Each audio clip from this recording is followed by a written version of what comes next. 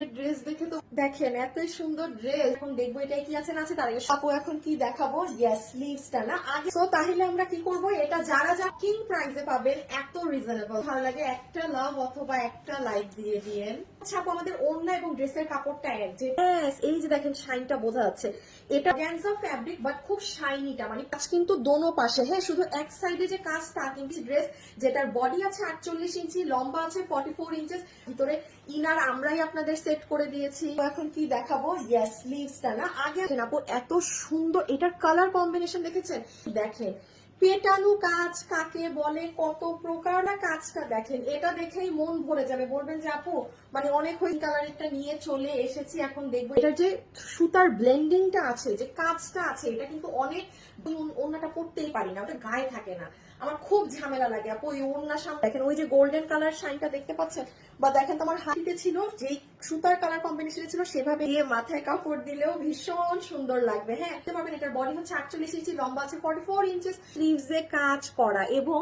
এখানে দেখেন আপু মাইক্রো মিনি সিকোয়েন্স ব্যবহার করা হয়েছে, আছে না করা আছে, কোথার কাজ রেখে কোন জায়গার কাজ দেখবেন বলেন। আপনারা এই সুতাগুলা ধরে দেখবেন প্রত্যেকটা সুতা না ফুলে ফুলে আছে, অর্থাৎ নিচেও অনেক সুন্দর করে এখানে প্যানেলিংটা করা